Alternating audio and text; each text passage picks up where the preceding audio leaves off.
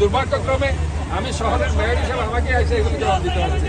যদিও আপনারা এটার জন্য কোনো কথা বলেন নাই 16 সালে শেখ হাসিনা যে এটা জোর করে এই প্রজেক্টটা আপনার চট্টগ্রাম উন্নয়ন কর্তৃপক্ষকে এটা তো চট্টগ্রাম উন্নয়ন কর্তৃপক্ষের কাজ ছিল না, কাজটা ছিল এটা চট্টগ্রাম সিটি কর্পোরেশনে। এটা শেখ হাসিনা জোর করে চট্টগ্রাম উন্নয়ন কর্তৃপক্ষকে দিয়ে গেল। এই কথাগুলো আসলে কারণে আজকে শহরের মানুষগুলো আসলে কষ্ট পাচ্ছে, তার এই যে ভুল সিদ্ধান্তের কারণে।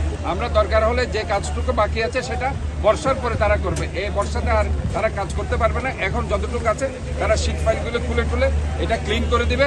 রাস্তা যেটা এটা ভেঙে গেছে কিছু রাস্তা, এই রাস্তাটাও তারা মেরামত করে দিবে, মেরামত করে আমাদেরকে তারা বুঝিয়ে দিবে এই মে মাসের মধ্যে। আমরা জানি যে মে মাসের শেষে অথবা জুনের প্রথম থেকে যে বর্ষাকাল শুরু হবে সেটা 6 মাস প্রলম্বিত হবে। কাজে এই জন্য আমি আপনাদেরকে বলছি যে অধৈর্য হওয়ার কিছু নেই।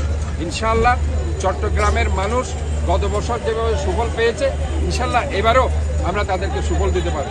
আমরা অত্যন্ত দুঃখিত, আমরা যদিও এই কাজগুলি চট্টগ্রাম উন্নয়ন কর্তৃপক্ষ কিংবা আর্মিরা করছে, কিন্তু তারপরেও আমি চট্টগ্রামের মেয়র হিসাবে জনগণের কাছে আমি ক্ষমা চেয়ে নিচ্ছি এবং আমি মনে করি যে জনগণ আমাদের একটি অংশ, এই শহরের অংশ। জনগণ অবশ্যই এই শহরকে তারা ভালোবাসে।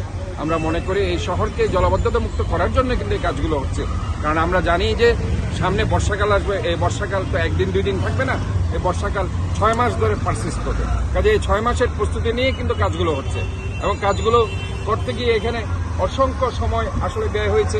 কেন ব্যয় হয়েছে এটাও আমরা বলছি, কারণ এখানে অনেক সময় যে বিল্ডিংগুলো ভেঙে দেওয়া হয়েছে তারা আবার কোর্টে গিয়ে এটার বিরুদ্ধে রিট করেছে, এই রিটকে তারা আবার ভেকেট করতে হয়েছে, যার কারণে এখানে দীর্ঘসূত্রিতা হয়েছে।